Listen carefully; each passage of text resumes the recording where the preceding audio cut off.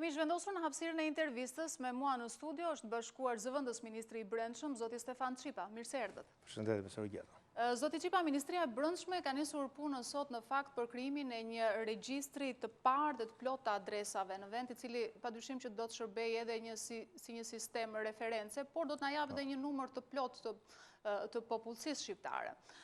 Dua t'ju pyes fillimisht pasi tashmë është e konstatuar që për të gjetur adresën e dikujt duhet të pyesim. Përse ka ndodhur ky kaos faktikisht në vite? Është vërtet duke filluar nga sot fillon regjistri ose popullimi i regjistrit të adresave. Ne dim që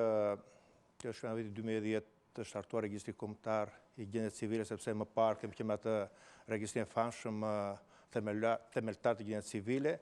dhe duke përshtatur regjistrin kombëtar të gjendjes civile me këtë regjistër të adresave, atëherë ndërthurja këtyre dy adresave është ajo që e cituat dhe ju, evidentojmë saktësisht sa jemi dhe ku banojmë. Sepse po ti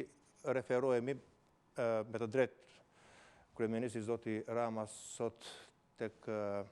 shpallja që i bëm kësaj nisme, që është vetëm e qeveri që ka filluar sepse është një kaos dhe gjithë kësaj kohë 25 vjeçare i kohës së pluralizmit, tha që shtrirë me dekada fatkisht. Shtrirë me dekada. Jemi vetëm shtet në Europë që nuk kemi një regjistër që të dim sa jemi dhe ku jemi, dhe ndër të pakta shtete dhe në botë, dhe një shtet europian, mund të quhet realisht që hedhet hapat e para, është emancipuar thjesht kur bën këtë proces. Pra, regjistrin kombëtar të adresave e përputhur me regjistrin kombëtar të gjendjes civile dhe dim realisht sa jemi. Po të referohemi të flasim ne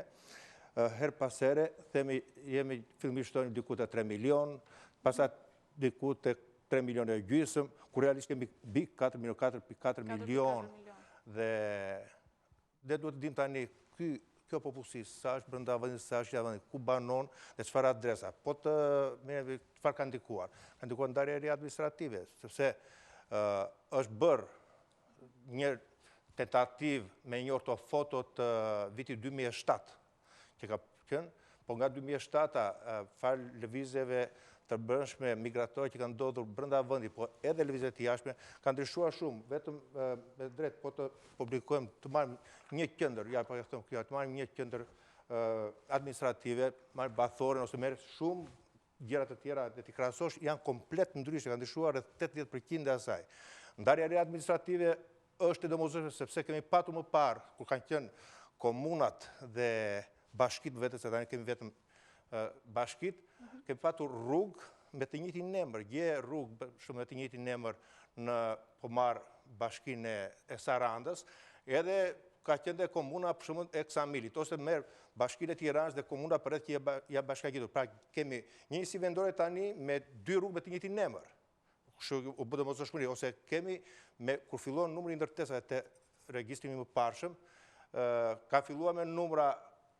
të njëjtë nga njëshi deri ca vende numri i banesave, po ashtu dhe tek në vazhdim të asaj rruge, po ka qenë e njëjta rrugë në 2 njësi vendore, fillon numra përsëri nga e para. Ne jemi ndër të pakët që i referohemi akoma shtrenjave konvencionale, ku banojmë njëri dhe dikush themi tek Bryli, themi, tek Pallati me Shigjeta, tek fabrika e miellit, tek shtulla, por asnjëherë jemi vetëm që po të duash një adresë, jo vetëm në Tiranë, sepse drejt metropoleve të vendet që kanë ardhur shumë nga lëvizja Tirana, Durrësi dhe edhe pjesa e qyteteve turistike që janë duke filluar nga Lezhë dhe deri në Saranë, që ka ardhje më të dendura të popullsisë, ne që të gjejmë një adresë, o i referohemi adresat të mëparshme, shenja konvencionale, dhe detyrimisht duhet të pjesim. Që të kemi një tip adrese që të vetë dhe të orientohesh, nuk e kemi fatkeqësisht. E kam premtuar të gjitha qeveritë e mëparshme, do bëjmë tani do bëjmë, por qeveria e tanishme është një proces që ka filluar kyç në vitin 2000. Ka filluar si proces? A janë zhvilluar konsulta në fakt? Po.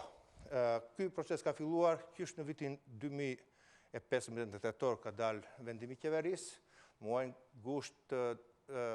2016 është zgjedhur komisioni ndërinstitucional dhe janë zhvilluar një sër konsultash paraprake derisa kemi arritur tek ky draft që po paraqitet tani për të bërë trokitjen derë më derë, ose si që themi ne, ndryshe popullimi. Është dashur, kuptohet ndryshimi i disa ligjeve të mëparshme, ligji për gjinat civile, ligji për adresat, sepse duhet të përshtaten adresat me këtë një adres unike të përbashkët për çdo qytetar, duke patur një kod identifikimi, një numër për çdo qytetar, që ai numër identifikimi miret në momenti që lind shtetasi dhe ikën pastaj, do thënë azgjesohet momenti kur shtetasi ndron jetë kuptohet. Janë parë disa modele dhe është vendosur për një model të caktuar adresash. Parë disa modele dhe është vendosur në një model unik adresash, duke ka përcyer këto pengesat të herë pas hershme që ndodhin. Dhe pas kësaj, ose në vazhdim me këtë, duke implementuar dhe ligjin që tashmë është miratuar për regjistrimin e adresave të shtetasve shqiptar me banim jashtë teritorit të Republikës Shqipërisë, pra të emigrantëve, atëherë kompletohet e gjitha që të dim për çdo shqiptar ku është, sa jemi dhe ku jemi brenda teritorit dhe sa jemi dhe ku jemi edhe jashtë teritorit të Republikës së Shqipërisë. Si do të bëhet regjistrimi në teren, nga ku do të fillohet?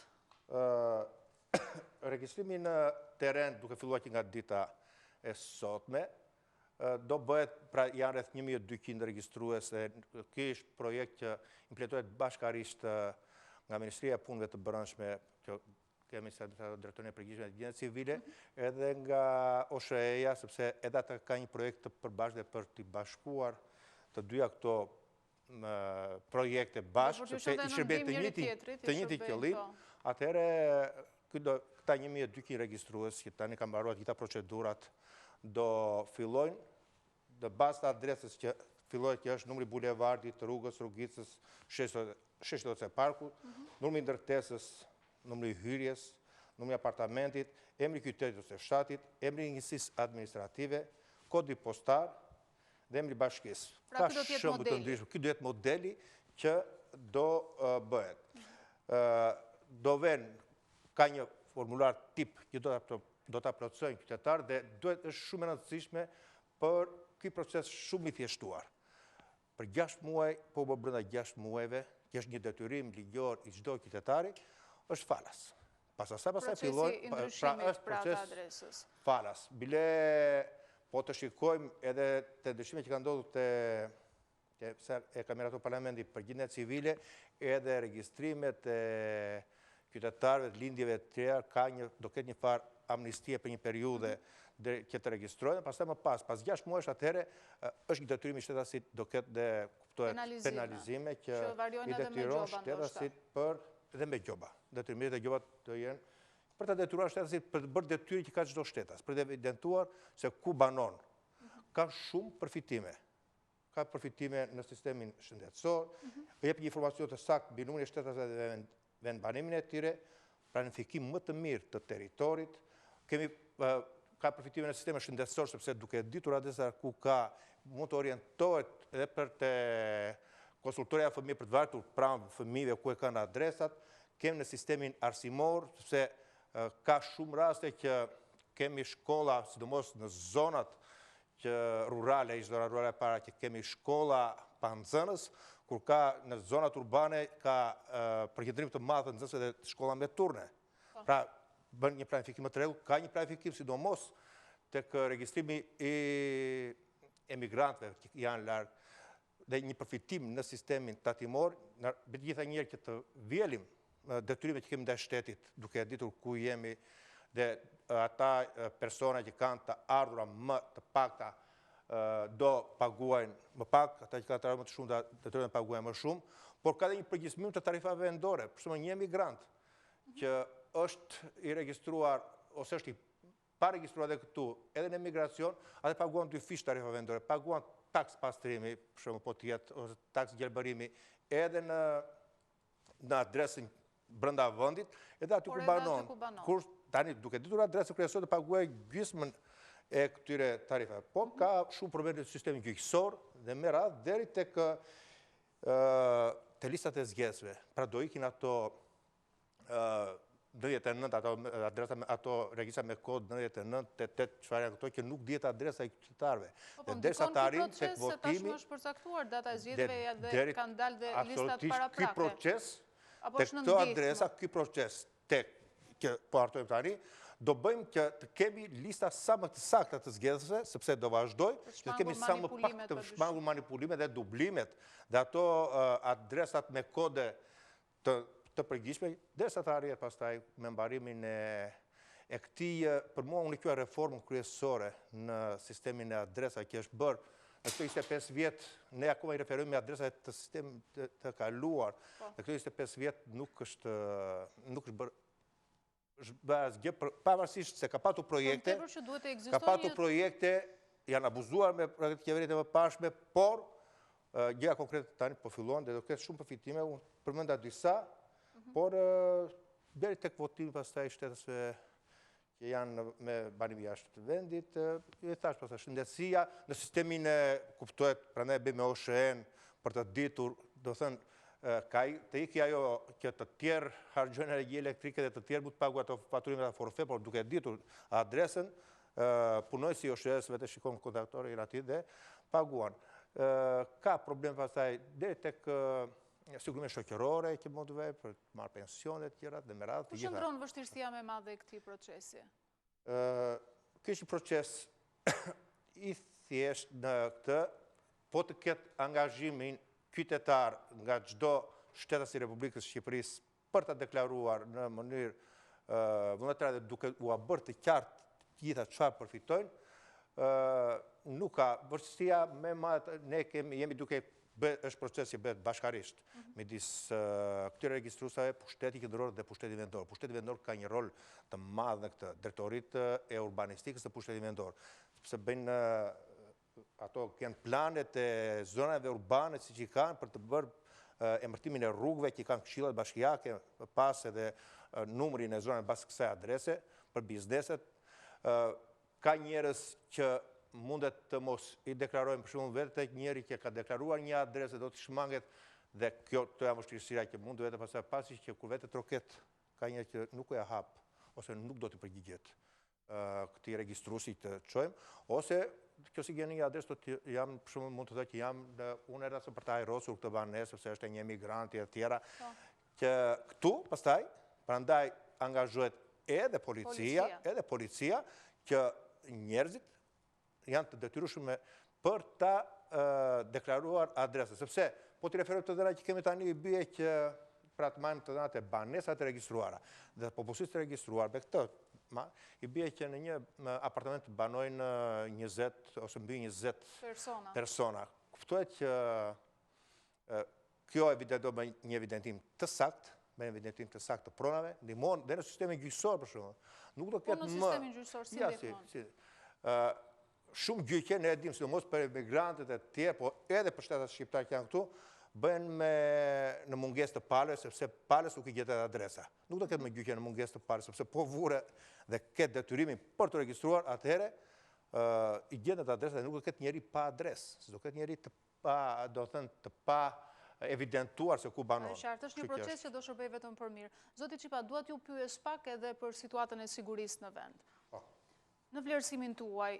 si është siguria pasi kemi pasur kohët e fundit akuza jo vetëm nga opozita, por edhe nga brenda mazhorancës? Unë kam pronësuar disa herë për punën që bëhet në Ministrinë e Punëve të Brendshme, punën që bën policia e shtetit, me sfidat e saj që ka policia e shtetit gjithandej dhe nuk është vetëm unë e vlerësoj, edhe flasë edhe si ish Ministri i Brendshëm, që unë kam qenë periudhë më para, por edhe tani vlerësoj shumë më të avancuar dhe përgjigje më të saktë se si siguria është vetë grafiku që ka dalë nga institucionet ndërkombëtare për institucionet që janë më të besuara dhe kjo. Po të marrni këtë institucion që policia e shtetit është rritur besimit e policia është 52% dhe duke i marrë pastaj me radhë gjitha institucionet e tjera, që nga institucionet fetare, le presidenca dhe vazhdo më deri te partitë politike, deri tek opozita, që i bie politika nëse është 52% besueshmëria tek policia e shtetit, që është rritur shumë në krahasim me parë që ka qenë ndër institucionet më të pabesuara, opozita ka 24% dhe me radhë që i bie si bie sa gjysma e kësaj, pra partitë politike në përgjithësi. Sfidat e policisë janë të përditshme, janë vazhdimësi, janë, kuptohet, ne para